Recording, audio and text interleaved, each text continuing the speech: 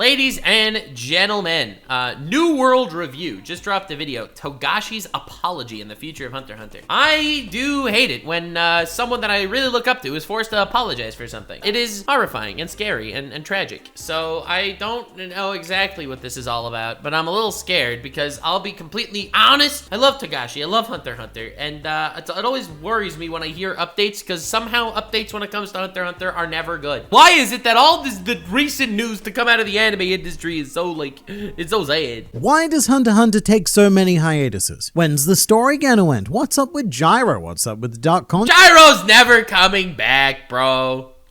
Why are there so many Succession War bodyguards? Will Gon get Nen back? And when am I, man, on the internet, going to get all of the things it is that I want? Never, because unfortunately, life is not all butterflies and rainbows. What can I say? Every once in a while, you'll have a new Twitch rule come out and suddenly everyone's naked on a 13+ website. Or who knows, maybe all the money you've been donating to the Completionists charity will end up going to support his growing belly instead of actually going anywhere. Togashi has the answer to all of your questions and more in this apology letter. Because I know it's very easy. It's so sad he had to make an apology for this shit. Oh my god, dude. People are just so entitled, it's crazy. To get irritated at hiatuses. It's also very easy to call Togashi lazy and too obsessed with video games to work, and it's even easier to just say it's entirely due to health issues. But the truth is a bit more complicated, uncomfortable, and a bit damning on the manga industry as a whole. Dude, first Mappa, now this. No, I was not ready for this, brother. Oh, God. For those of you that don't know, Mappa recently, all the animators that were working at Mappa for Jujutsu Kaisen Season 2 started coming out and dropping posts on Twitter like saying, oh, hey, I wish I can LOL, and then deleting that post. Travel back to 1994, which was the final year of Hunter x Hunter's predecessor, YuYu Hakusho. We were in the final arc, the Three Kings Saga. Or I guess we're in the final saga, the Three Kings arc, one or the other. And the setup... By the way, that arc, or saga, whatever it is underrated as hell. I love that arc.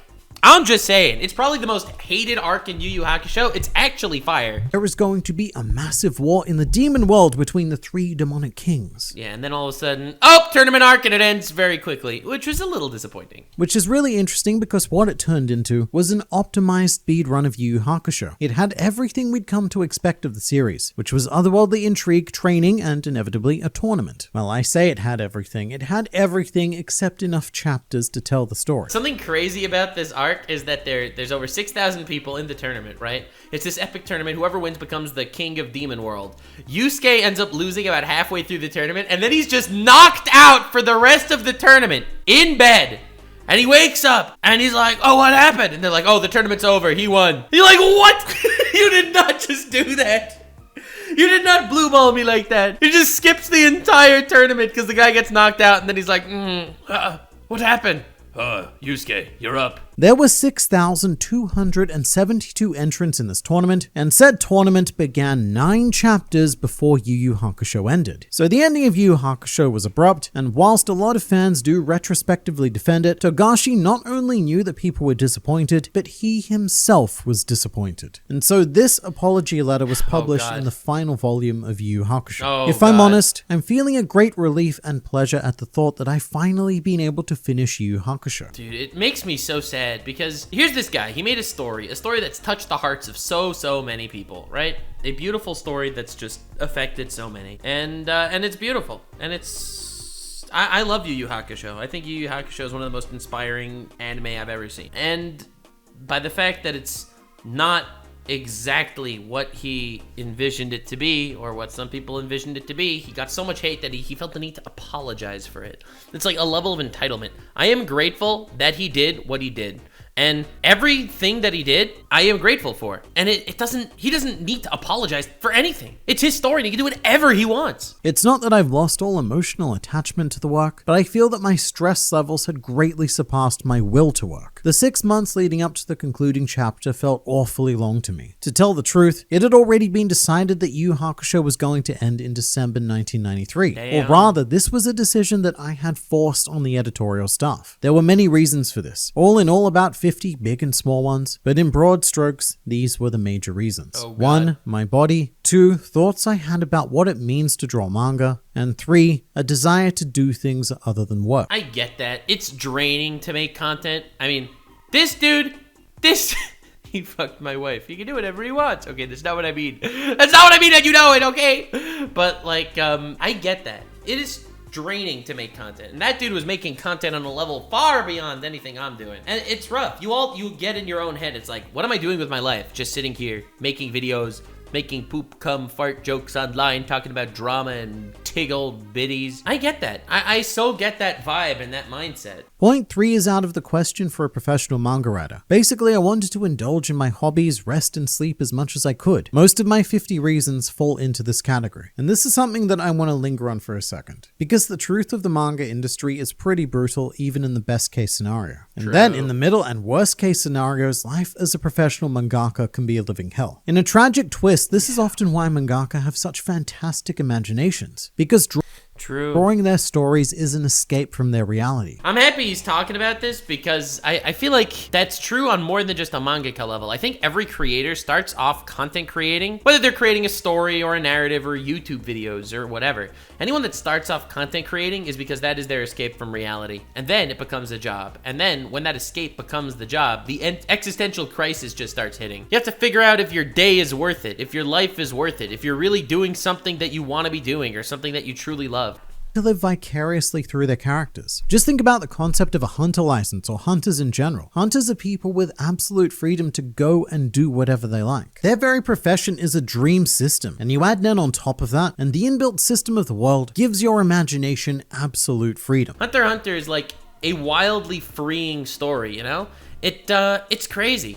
It's actually insane how freeing Hunter x Hunter is as a tale. It's about someone who gets a license. They can do whatever they want. And a Nen system that's really based on your own psychology is beautiful. You could see how someone would make a story like that as an escape. And then that escape became their cage. I'm making a video right now on like a very deep dive on Eren Yeager. And one of the major themes in Attack on Titan, which is so crazy, is that Eren is fighting for freedom the entire story until the time skip. Time skip happens and he finally is seemingly pretty free, and he's just trapped by his freedom. His freedom became a new cage of his. And like you see something like that, someone going from being enslaved to a system to being enslaved to his own freedom. And he has no choice but to continue doing that for eternity, and the cycle will just begin again. It's wild. It's so dark, and the reason why I like Attack on Titan so much is because that is so real. That is so real for every single person in any sort of creation space that you're just, you're doing something. You're creating your content. It's your way of escape, and then suddenly that becomes your job. That becomes your job. They have to do every day. You have to have a new video ready to upload. You have to be worried if the view count drops, if you become irrelevant. Maybe you're going to get canceled. Are you going to get hate from tens of thousands of people online purely because literally no reason, and it's free for them to do so and they face no repercussions doing it, so they'll hate you for it? Yes, that probably will happen. It's insane. Point 1 was caused by point 3 not being fulfilled for too long. From when YuYu Hakusho began serialization up until the start of the Dark Tournament, I had half a day off every week in which I caught up on sleep. Dude! Half a day off once a week. Crazy. Other than that, all I had time for were occasional naps, and I'd indulge in my hobbies by sleeping less. For a while, I quite enjoyed this, but my HP, as they say in RPGs... Dude, he's such a nerd! Oh my god! ...was gradually but surely falling. And around the time that I wrote a 31-page one-shot and simultaneously had to do color pages, my heart began to hurt every time I went without sleep. Damn, bro was literally withering away in real time to get us that content.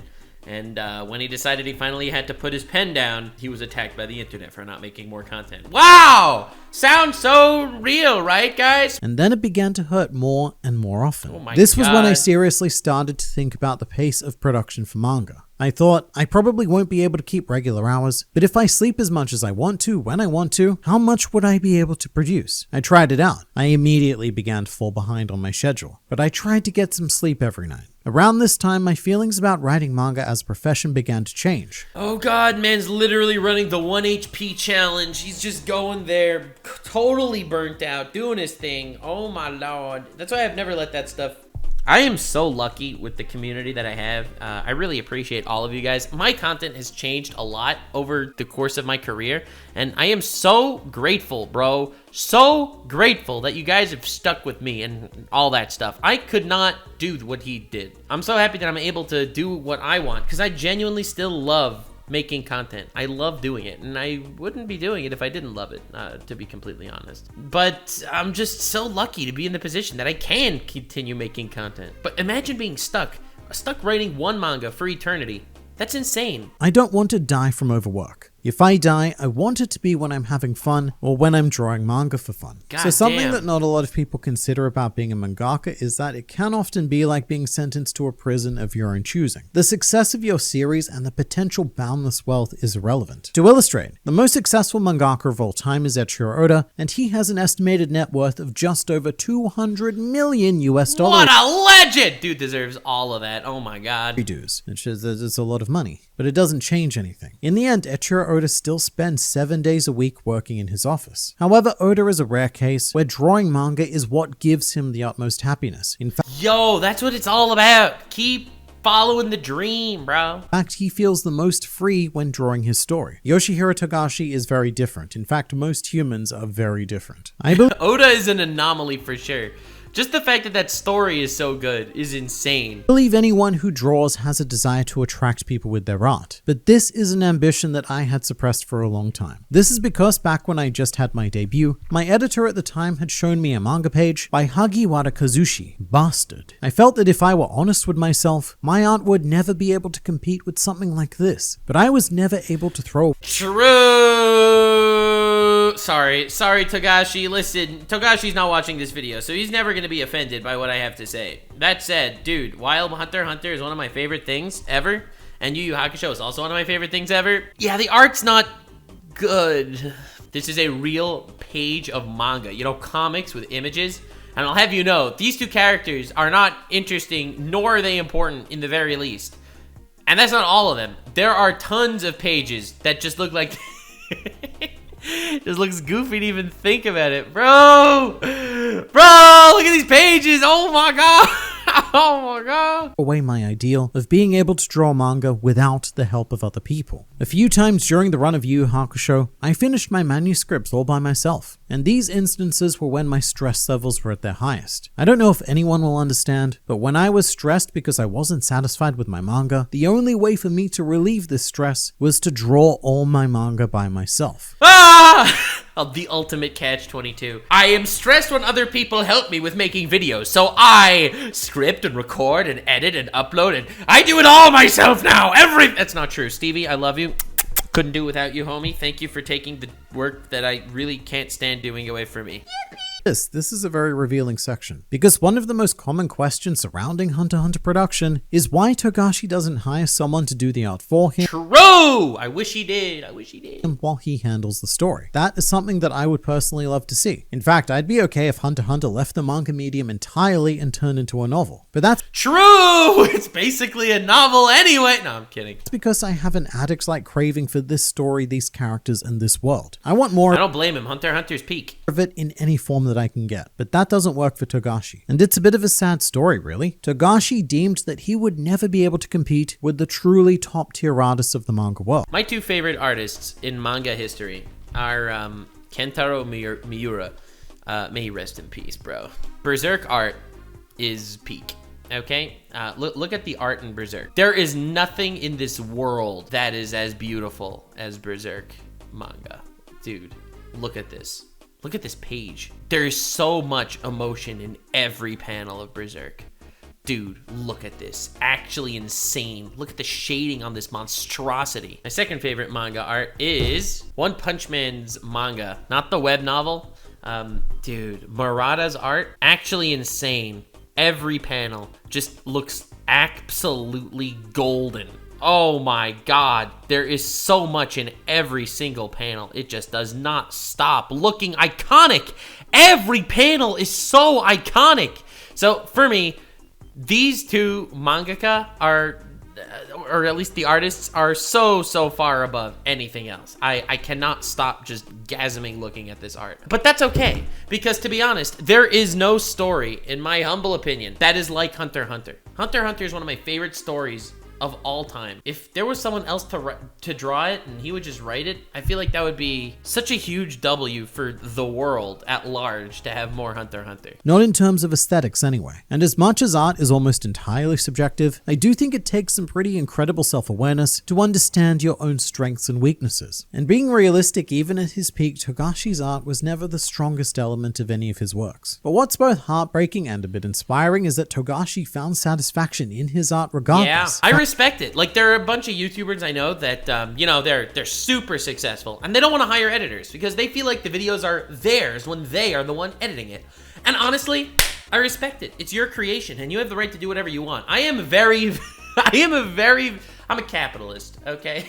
I don't know how that ended up coming out here. But listen, if it's yours, it's yours. The end. Period. And you owe nothing to anyone, okay? This is my incredible hard-hitting opinion. You can do whatever the hell you want with your shiz. The end. Fact that it was his. However, what that did is lead to a cycle of high stress, and the only way for Togashi to deal with that stress was to draw everything on his own. But then as he kept pushing himself, eventually he became not physically able to do that, leading to higher stress due to missing deadlines, and then the higher the stress, the stronger the desire to keep all of the drawing to himself, and it goes round and round like that, which is why Hunter x Hunter is where it is. Togashi still generally insists on drawing everything himself. He does have assistants, but he doesn't like to use them. It's insane. What a legend. God damn. As a result, those chapters ended up horrible. Both the characters and the backgrounds were messy. The chapters ended up horrible. Thank you for the nuanced take and criticism, New World Review. Thank you. Two shots, Karasu versus Kurama, Yusuke versus Sensui, the scene where Yusuke meets Raizen. I drew most of those alone. The latter two were finished in half a day before my deadline, as a reader guessed and criticized in a letter. This might mean I fail as a professional, but I was satisfied. I'd already started to think that no matter what anyone says, no matter how messy the finished pages are, I just wanted to draw this by myself, and I had no reason not to go through. Honestly based. God damn, he is so based. Through with it. So in a way, I do think that Togashi almost invites criticism through statements like this, where he essentially acknowledges that he failed as a professional, because it was his job to perform a task at a certain standard. And he fell below that standard for the sake of his, well, as he says, selfishness. And personally, I don't know if selfishness is the right word. I don't think it's selfishness. I think it's just not giving a fuckishness, which I think is incredibly based. He has the right to do whatever he wants. And that's my incredibly hot take, even though I wish he wouldn't. I wish he would work with someone else to draw the art so he could just churn shiz out and finish the story. I would love that, but dude is prideful about his work, and goddamn. Has a very negative connotation, but I don't always think that being selfish is bad. In fact, sometimes it's absolutely the right thing to do. When it comes to art, though, it's very difficult to draw that line, because it is a product that consumers consume, but also it's a personal expression, which again is very much akin to being a hunter. You have a professional duty to further the progress of the world, and yet personal expression is your first and foremost responsibility. It's hilarious to make that comparison, because that comparison could not be further from the truth. I don't know if you've noticed, but being a hunter does not at all mean that you're going to do anything even remotely useful for the world, okay? You might. There are a lot of good hunters, but there are a lot of bad hunters. Bro, he wants to be a hunter because he wants to be free. That's the dream here. Much like Nen abilities as well, a personal expression applied to a professional context. But when it comes to drawing manga, there's this uncomfortable mixture of creativity always conflicting with responsibility. And from the perspective of the consumer / the audience, it can feel quite cutting. For an artist to make what they want, how they want it, and most importantly, in the case of Hunter x Hunter, when they want it. In many ways, it can feel like a betrayal because you're not engaging with a standard product or service. Most products and service don't come with an emotional attachment. If I never made a video again, all right? If I was just like, all right, guys, never making another video, goodbye. Going to do my own thing, my own life, the end. Would you feel betrayed? You might be sad. You might be happy if you hate me. A lot of those people would probably be happy. But if I did that, would you feel betrayed? Well, you shouldn't, because I don't owe any of you anything. I owe none of you Zippoj. Unfortunately, but everything ends. It sucks. Life moves on. Reader of a story with characters is emotionally investing. It saddens me to say this, but I had explored every possible direction for the Yu Hakusho characters that I could in the context of a professional publication. All I could do at this point was start deconstructing the characters or go on repeating the same storylines over and over until the readers got bored. My attempts to deconstruct the characters were of course turned down by Jump, and I didn't have the strength physically and mentally to keep doing the same thing over and over. And I believe that Togashi had a similar problem with Hunter x Hunter, except in this case his ideas were not turned down by Jump. Gon, for example, was a difficult character to write. In fact, in 2012, Togashi... So what's really interesting about Gon specifically is you have to wonder where he goes from here. Like, he went through such a brilliant character arc in the Chimera Ant arc. You gotta wonder, like, what's next for Gon? Togashi did an interview where he stated that he deliberately made Gon a simple character so that the support characters and antagonists were given an opportunity to stand out and shine. And then he ended up accidentally making one of the most complicated main characters in shonen history. But the flip side of that is that eventually he ran out of creative thread with Gon himself. So when the Chimera Ant arc, to get around that, Togashi did what he wanted to do with Yu Hakusho and deconstructed his main character. And I also think that's why he was much more okay with outright discarding Gon as his main protagonist. Most manga... Yeah, Gon, literally, man went through his full-ass character arc. Where do you go from there? Taku would never ever do that, but Togashi was fine with it, because Hunter x Hunter was designed with the supporting cast in mind from the very beginning. Supporting cast in Hunter x Hunter is so good. I feel like you could give Hisoka a whole long-ass arc, Kurapika could get a long-ass arc, the Phantom Troop could get a long-ass arc. There is so much potential with Hunter x Hunter. It would have a sprawling future if people actually if he wanted to or was able to continue. He ended up deconstructing the entire Hunter Association as well. The Chimera Ant arc was the first real sign that the Hunter Association weren't quite the benevolent good guys that we were led to believe. Togashi injected a lot of association politics into this arc, and all of that would obviously carry over all the way to the current arc. And as wanky as it sounds, in a way, Togashi deconstructed the idea of humanity as a whole. One of the themes I love most. I love how he's just talking about at this point. He's like, I'm off this stupid letter from Togashi. Yeah, let's just talk about cool things in Hunter x Hunter, and I'm here for it. About the Chimera Ant arc is following the progression of humans becoming monsters and monsters becoming incredibly empathetic and sympathetic figures. No, it's more than that. The parallels between Gon and Meruem in the Chimera Ant arc is probably the best thematic parallel character writing in the history of fiction. And I don't say that lightly. Gon example is obvious, but another one is Netero versus Meruem. Netero is determined to deal with Meruem violently, whereas Meruem just wants to talk and work things out with words. Something you might also find interesting is that in that same 2012 interview, Togashi said that he often writes alternate endings where the villains win, which I think explains... That is so cool! What? Who does that? That's badass. Are you ready to lose your mind? Are you ready to flip your wig? Look at this scene, okay? This is the Chimera Ant arc, all right? Here, look at the parallel here, right? You have the monster, Meruem, right? As he looks at Komugi, the human, and slowly develops into a human. And then you have the human Gon looking down at Pito and slowly evolves into becoming a monster. Like, the parallels in this arc between Meruem and Gon in every scene is horrifying. A lot of Hunter x Hunter, because we do often end up somewhere in between, where yes, the heroes win, but at what cost? So I went ahead and did what I'd always wanted to do. If I ever manage to have a long serialization in Jump, I will end it on my own terms. I knew that Jump dropped a manga after 10 weeks if the readers' surveys proved it to be unpopular, and I knew this when I started working for them. The man just discovered corporations being greedy. This system proved encouraging for me, and I learned a lot by being aware of readers' reactions. But I ended up wanting to draw manga for myself, without thinking of anyone's reactions. But I don't believe that anything I came up with on this premise would live up to Jump standards, so I won't try. In conclusion, I ended Yu Yu Hakusho because of my own selfishness. I'm sorry. So wild. Dude did better than every YouTuber apology of all time, because you know he meant it. In a way, he does feel bad for letting his fans down. Even though, legitimately, he had the right to do whatever he wanted. And yeah, I think that this is one of the most depressing ways that any series could conclude, with the author just admitting that it failed. Even if it didn't necessarily from the perspective of the reader, it's sad to know that the author felt that way. However, there's a series of very important lessons here that went into the creation of Hunter x Hunter. In retrospect, I think the way that Togashi ended Yu Yu Hakusho's Three Kings saga very much informed how he wrote Hunter x Hunter. From this experience, Togashi learned that if he wasn't feeling a certain story, he did have leverage as an author. Oh my god, that's so true! At any point they can be like, oh, I'm not feeling this. Guess I'll just end the series now.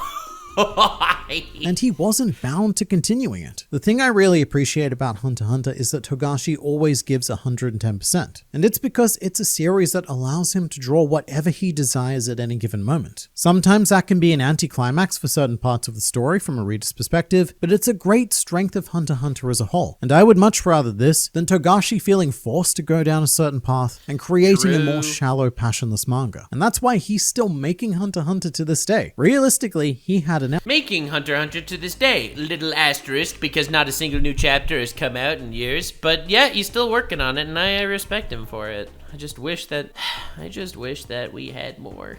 After the election arc, that could have been goodbye to everything. But unlike Yu Yu Hakusho, Togashi wasn't burnt out on Hunter x Hunter. In fact, he felt like he was just getting started. There was so much more he wanted to do and explore, because he got to do and explore those things on his own terms. So now, even in the face of debilitating health conditions, he still wants to pursue it. So even though the hiatuses are annoying and realistically Hunter x Hunter may never end, I still think or come back.